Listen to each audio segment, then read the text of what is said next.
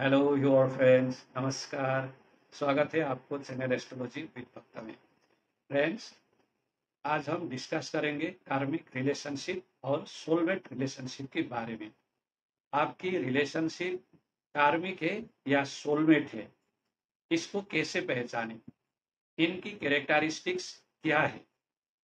अगर यह रिलेशनशिप कार्मिक है तो इसकी उपाय क्या करें, इसके बारे में है आज की चर्चा। और साथ में आपको सोलमेट मिलने की टाइमलाइन क्या है, आपकी किस एज में, उम्र में आपकी के सोलमेट मिल सकता है या सकती है, इसको भी बताएंगे।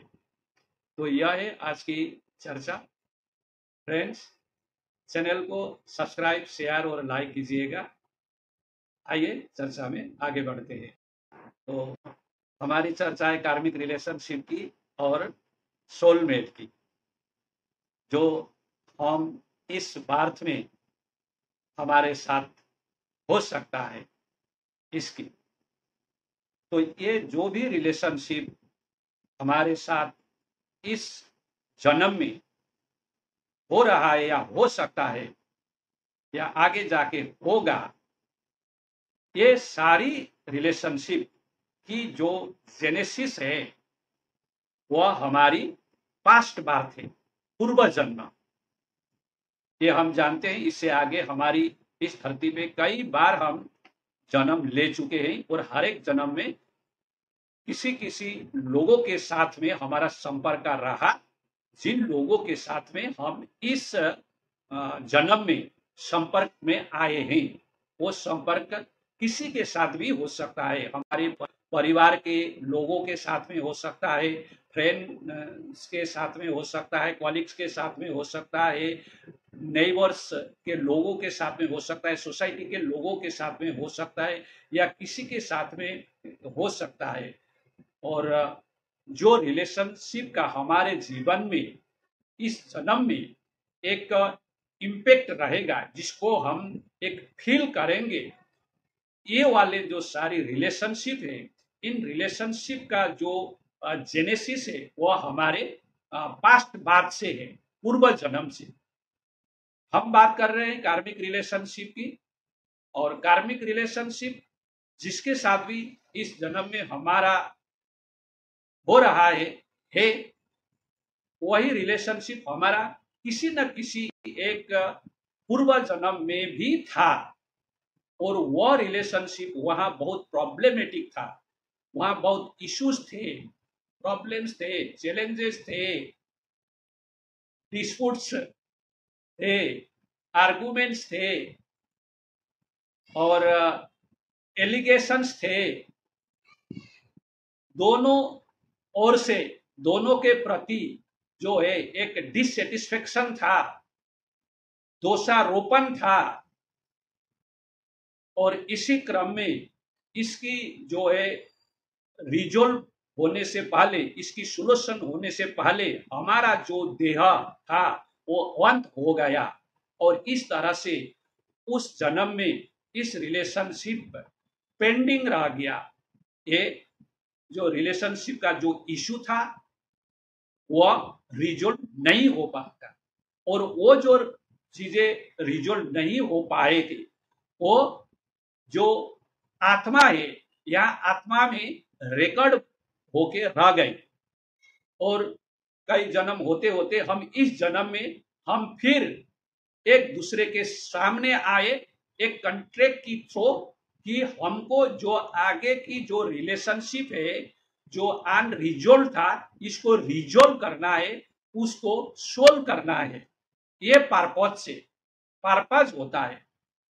और चूंकि इनका जो शुरुआत ही एक जो है ऑड सिचुएशन, एक डिफिकल्टीज से ये शुरू हुआ था, तो इस बार भी जो है कार्मिक रिलेशनशिप ये दुखदायी, पेनफुल होते हैं। तो इनकी कैरेक्टरिस्टिक क्या है, इसको हम समझते हैं। जब कार्मिक रिलेशनशिप शुरू होता है तो एक बहुत ही धमाकेदार तरीके से शुरू होता है। क्योंकि वो व्यक्ति, उन दोनों व्यक्ति के बीच में रिलेशनशिप होना है, वापस में कांटेक्ट में आना है। आगे की जो चीजें थी उनको कांटेक्ट में आए बिना, रिलेशनशिप बनाए बगैर वो रिलेशनशिप वाला चीजें सोल्यूशन नहीं हो सकता। इसीलिए जब भी ये दोनों व्यक्ति पहली बार मुलाकात होते हैं, एक दूसरे के सामने आते हैं, तो एक इंटेंस फीलिंग होता है, एक मैग्नेटिक अट्रैक्शन होता है और एक दूसरे की और रिलेशन से बढ़ने की एक चाहत बहुत ज्यादा होती है।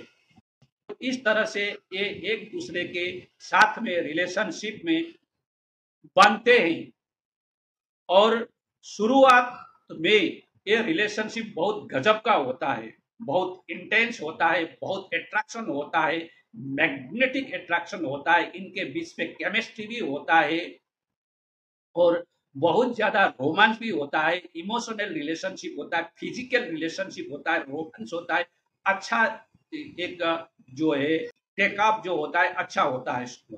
बट जैसे जैसे समय बढ़ता है यह रिलेशनशिप टॉक्सिक होने लगता है, क्योंकि इस रिलेशनशिप का मकसद ही क्या है, एक दूसरे को रिलेशनशिप रिलेटेड नॉलेज देना है, ज्ञान देना है, लेसन देना है। इसको सारा जीवन आगे बढ़ाने के लिए नहीं है। इसीलिए ये इसी तरह से आगे बढ़ता है, धीरे धीरे ये टॉक्सिक होता है और झगड़े होने शुरू हो जाते हैं और ये जो झगड़े होते हैं ये धीरे धीरे बहुत फ्रीक्वेंटली होने लगते हैं और झगड़े होने की एक पैटर्न बन जाता है। कोई भी छोटी छोटी चीजों में भी झगड़े होने शुरू हो जाते हैं और जब मिलते हैं एक बहुत अट्रैक्शन के साथ में और एक जोश और उत्साह के साथ में मिलते हैं और बातें आगे बढ़ता है, लेकिन जल्दी से जो है छोटी छोटी चीजों में इलॉजिकली, इरेशनली जो है फिर हम कोरल पिकअप कर लेते हैं और झगड़ा हो जाता है। तो ये जो झगड़ा होना है एक कैरेक्टरिस्टिक से ये पैटर्न बन जाता है और एक दूसरे के प्रति विश्वास की, ट्रस्ट की कमी हो जाती है। जो रिलेशनशिप में जो लोग हैं उनके बीच में जो ट्रस्ट है, एक विश्वास है, भरोसा है, वो टूटने लगता है और दोनों बहुत सेल्फिश होते हैं। झगड़ा में एक दूसरे को चोट पहुंचने की, जिससे चोट पहुंचता है, दुख होता है, इस तरह की जो है वर्डिंग भी यूज होते हैं, एब्यूसिव वर्ड यूज करते हैं हार्म करने के लिए। बहुत ज्यादा एग्रेशन होता है, गुस्सा होने लगता है।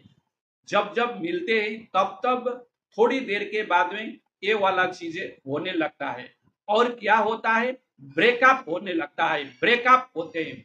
इसका दूसरा लक्षण, दूसरा तीसरा जो लक्षण ये क्या है, ब्रेकअप होते हैं। ब्रेकअप होते हैं बहुत जल्दी जल्दी और जल्दी जल्दी फिर रीयूनियन भी होता है। तो अब से जो है रिलेशनशिप कट अप हो गया, अब इसको आगे नहीं बढ़ाना है ऐसे बोलते हैं, लेकिन फिर दुखी हो जाते हैं और कैसे इसको रिज्यूम करें इसको चिंता करने लगते हैं और फिर रिज्यूम करते हैं, रीयूनियन होते हैं, बार बार टूटता है, बार बार जुड़ता है। यह है इनकी जो कैरेक्टरिस्टिक्स। और जब टूटता है तो ऐसा फीलिंग होता है कि मैं इसके बिना नहीं रह पाऊंगा या नहीं रह पाऊंगी। यह फीलिंग होता है, मैं अनकंप्लीट हूं, मैं संपूर्ण नहीं हूं, मेरा कोई एग्जिस्टेंस नहीं है, इस तरह का फीलिंग होता है। और हमेशा जो है एक एडिक्टिव फीलिंग होता है कि उसी के साथ में बारे में सोचना, हम इमोशनली एग्जॉस्टेड हो जाते हैं उसी के बारे में, उसी रिलेशनशिप के बारे में या उसी जो है पार्टनर के बारे में सोचते हैं और अपनी जो आइडेंटिटी को, अपनी वजूद को उसी रिलेशनशिप में जो है हम डिफाइन कर देते हैं। अपना वजूद का कोई भी हम ध्यान नहीं रखते। इस तरह से जो है अपनी जो आइडेंटिटी, इस आइडेंटिटी को हम यहाँ सस्टेन नहीं कर पाते हैं। और दूसरा, बहुत जेलस होते हैं, पॉसेसिव होते हैं। इस तरह से ये रिलेशनशिप बहुत अप्स एंड डाउन से गुजरता है, स्टेबिलिटी नहीं होता। इस रिलेशनशिप का फ्यूचर नहीं होता, इसका कोई एक लक्ष्य, कोई एक एम नहीं होता। झगड़े में बीतता है, फियर में बीतता है, डर में बीतता है। इंटेंस एक डर होता है, फियर होता है, इंटिमिडेशन होता है। वो डर क्या होता है, कहीं ये रिलेशनशिप न टूट जाए, कहीं वो न मेरे से दूर चले जाए। लेकिन हम खुद बोलते हैं तुमसे रिलेशनशिप अब नहीं करना है, लेकिन ये डर रहता है कि कहीं ये सच में न टूट जाए। रिलेशनशिप से दुख ही दुख मिलता है, पेन ही मिलता है, या जीवन में हम मोर्निंग ही करते हुए होते हैं, फिर भी इसको छोड़ना नहीं चाहते। This is the characteristics of this relationship. और क्या होता है, इसका फ्यूचर नहीं होता, ये मैरिज में ट्रांसफॉर्म नहीं होता। और एक इसका तगड़ा वाला जो कैरेक्टरिस्टिक है वो है कि ये टीन एज में ही यह जो है कार्मिक रिलेशनशिप होता है। ज्यादातर टीन एज में ही होता है, उसके बाद में भी होता है, लेकिन टीन एज में ही ये ज्यादातर कार्मिक रिलेशनशिप जिसको होना है टीन एज में शुरू होता है और जल्दी टूट जाता है। ये टिकता नहीं, ये लाइफ में रहना इसको नहीं है, मैरिज में ट्रांसफॉर्म होना नहीं है। ये 98% जो कार्मिक रिलेशनशिप है ये टूट जाते हैं, मैरिज में ट्रांसफॉर्म नहीं होते। अगर 2% हुए तो उसको भी डिवोर्स होना बाउंड है। तो कार्मिक रिलेशनशिप क्या एक ही बार होता है जीवन में? नो, कार्मिक रिलेशनशिप कई बार हो सकता है। एक से होने के बाद उसके बाद टूटा तो फिर कई बार, एक से अधिक बार भी हो सकता है। और ये कार्मिक रिलेशनशिप हमने in relation to love relationship को लेकर बोला, लेकिन ये रिलेशनशिप किसी के साथ होता है, फ्रेंड के साथ में होता है, हमारे जो परिवार में हम हैं, परिवार के लोगों के बीच में हो सकता है, आपकी बॉस के साथ में हो सकता है, या नेबर्स के साथ में हो सकता है, ये बाप बेटे के बीच में हो सकता है, किसी के भी साथ में ये कार्मिक रिलेशनशिप होता है। इसका जो कैरेक्टरिस्टिक्स है यही है। और जो ये एक जो मेल और फीमेल के बीच में लव रिलेटेड जब ये कार्मिक रिलेशनशिप होता है तो यह दुख ही दुख देता है जीवन में। और दुख दे के इसको क्या करना है, रिलेशनशिप की जो भी नॉलेज है, जो भी लेसन है वो दे के इसको परिवार के लिए जाना है। ये जीवन में टिकना नहीं है। लेकिन यह रोमांस भी होता है, शुरू में दुख ज्यादा होता है, मेंटली ज्यादा होता है, इमोशनली साइकोलॉजिकली ज्यादा होता है, फियर होता है, एंजाइटीज होता है, एक अनजाना सा डर होता है। तो ये है कार्मिक रिलेशन। और अगर ये कार्मिक रिलेशनशिप है तो इसकी उपाय क्या करें? इसकी सबसे बड़ी उपाय यह है कि अगर पहली बार ये टूट जाता है तो इसको गो बाय करना है, लेट गो करना है। हमको जब पता होने लगता है कि ये कार्मिक रिलेशनशिप है, ये तो लाइफ में रहना नहीं है, इसको आगे जाके इसके हमसे दुखी देना है, यह पैटर्न है, यह कैरेक्टरिस्टिक्स है, तो जब पहली बार तो टूटता है तो इसको लेट गो करना है और फिर से इसको रीयूनियन करने के लिए कोशिश बिल्कुल नहीं करना है। उपाय यह है। और ये बहुत कठिन होता है क्योंकि यह एडिक्शन होता है, उसी की जो हम मेंटली इमोशनली वही पार्टनर का ही जो है चीजें जो ऑब्सेस्ड होकर दिमाग में रहता है और उसी के पास में भी जाऊं, सामने जाऊं, उसके साथ उसको देखूं, चाहे झगड़ा हो लेकिन उसके साथ में रहूं, ये होता है। तो इसको जो है लेट गो करना बहुत कठिन होता है। तो फिर भी ये करना है। और जो भी कंटेक्ट है, इस कंटेक्ट को काट अप करना है और कंटेक्ट बंद करना है। और आपकी जो समय है वो पेट को केयर करके, उनको नरिशिंग करके, टाइम जो आप आगे इधर टाइम देते थे यहाँ आपको टाइम स्पेंड करना है। यहाँ एक बात कहूं, जो पेट्स हैं, हमारे पालतू जानवर हैं जो घर में हम पालते हैं, वो भी हमारे पास्ट लाइफ के रिलेशन से ही आते हैं। यहाँ भी हमारे सोलमेट भी होते हैं, ठीक है।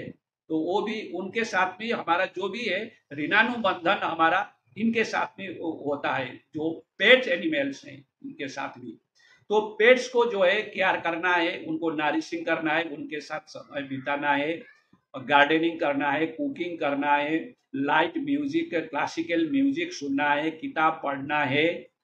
इस तरह से जो है टाइम जो है पास, जहाँ टाइम जाने का हमको जो है जल्दी से जाता है, हमको या ये तरह की काम करना है। और जो सूदिंग होता है, मन को जो सुकून मिलता है वो वाला काम करना है, और प्राणायाम करना है, ठीक है। तो इससे क्या होता है, हमारा मन को जो है हीलिंग होता है, इससे बाहर निकलने की उपाय।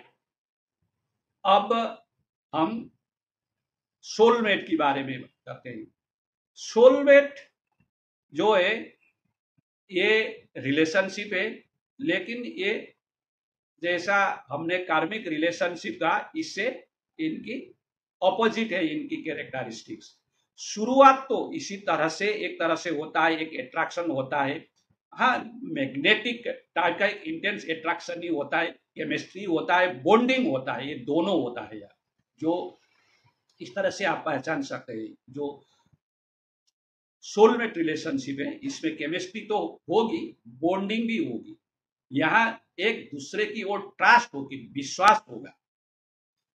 इसी तरह से यहाँ जो रिलेशन होता है ये रोमांस भी होता है, फिजिकल होता है, इमोशनल होता है। और यहाँ झगड़े नहीं होते ऐसा नहीं, लेकिन क्योंकि हर एक चीज परफेक्ट तो हमको मिलना, परफेक्शन मिलना बहुत कठिन है, तो झगड़े होते ही, बट इक्वल टू नो। और अगर होते ही कुछ आर्गुमेंट हुए तो उन आर्गुमेंट में लॉजिक होता है, रीजनिंग होता है, और वह जो आर्गुमेंट जो है एक आउटकम उसका पॉजिटिव होता है। जैसा कि ये जो कार्मिक है उससे एग्रेशन बढ़ता था, गुस्सा बढ़ता था और रिपल्सन होता था, यहाँ ये नहीं होता, ये अंडरस्टैंडिंग को बढ़ाता है, दोनों के बीच में अंडरस्टैंडिंग होता है, इनका फ्यूचर होता है, ये सूदिंग होता है और एक सुकून देने वाला होता है। यहाँ जो है एडिक्शन नहीं होता कि उसके बिना मैं नहीं रह सकता, हमेशा उसको लेकर ही, पार्टनर को बारे में सोचकर ही मेरा जो है दिमाग ऑब्सेस रहता है, मैं इमोशनली बहुत इसी के बारे में ही सोचता हूँ, ऑब्सेशन की लेवल पे ऐसा नहीं होता। यहाँ जो है एक जो स्टेबिलिटी होता है, जो कार्मिक relation instable and ups and down, यहाँ स्टेबिलिटी होता है, यूनिफॉर्म लेवल का जो है यहाँ जो बिहेवियर पैटर्न यूनिफॉर्म लेवल का होता है, ह्यूमर्स होता है, और इस तरह से यहाँ पॉजिटिविटी देखने को मिलता है। यहाँ जो भी चैलेंजेस है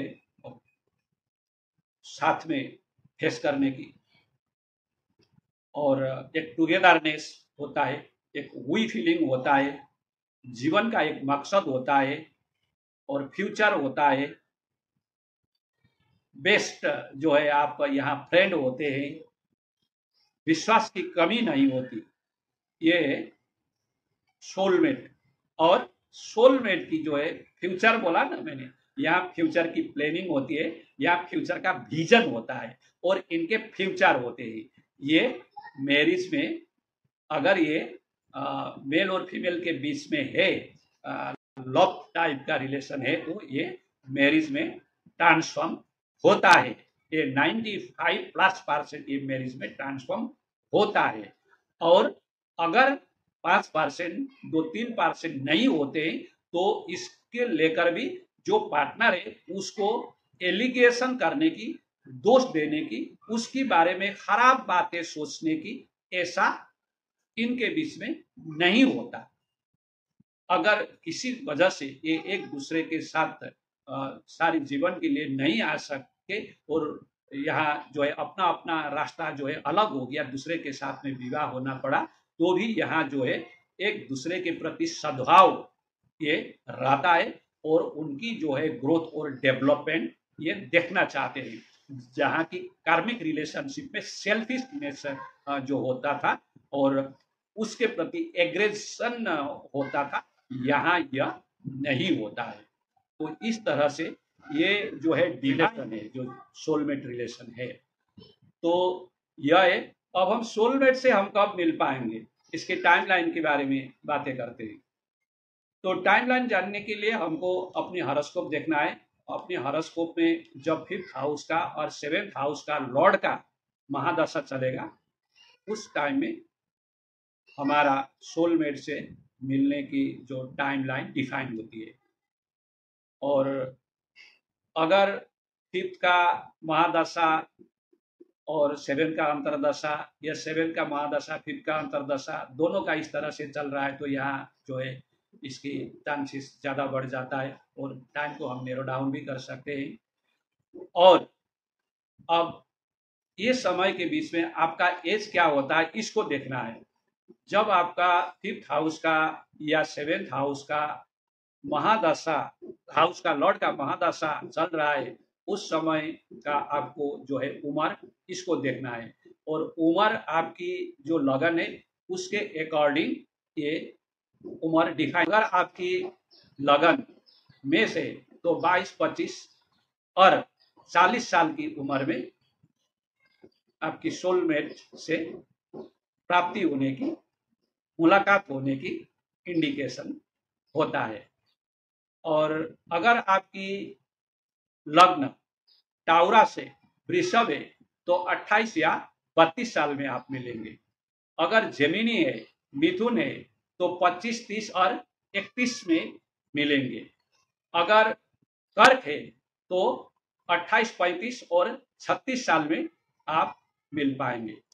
और अगर लियो है, सिंह है, तो 30, 31, 35 और 36 इन कोई भी सालों में, अगर उस साल में आपका महादशा 5th का या 7th का भी चल रहा है, तो यहाँ आपको मिलना ज्यादा जो है चांसेस बनता है। और कन्या लगन के लिए 21, 30, 35 और 36 इन कोई भी साल में। और तुला के लिए 22, 28 और 35। और वृश्चिक के लिए 25 और 30। धनु के लिए 28 और 32। और धनु के बाद मकर के लिए 24, 25 और 40। कुंभ के लिए 21 और 21, 22 और 32। और मीन के लिए 24 और 32 साल। यहाँ आपको आपकी सोलमेट से मिलने की चांसेस होता है। अब अगर आपकी कुंडली में सोलमेट से मिलने की चांसेस भी है, तो आप उपाय भी कर सकते हैं। एक गौरी शंकर रुद्राक्ष आप धारण कर सकते हैं चाहे तो, सोलमेट से मिलने के लिए, सोलमेट की प्राप्ति के। तो यह है कार्मिक रिलेशन और सोलमेट रिलेशनशिप के बारे में, और इसको यहीं आज विराम देते हैं। आपको अच्छा लगा तो चैनल को सब्सक्राइब, शेयर और लाइक कीजिएगा। मैं अगले वीडियो में चार्ट में कैसे देखे आपकी कार्मिक रिलेशनशिप है या नहीं है, इसके बारे में मैं चर्चा करूंगा। यहाँ तक देखने के लिए आपको बहुत धन्यवाद।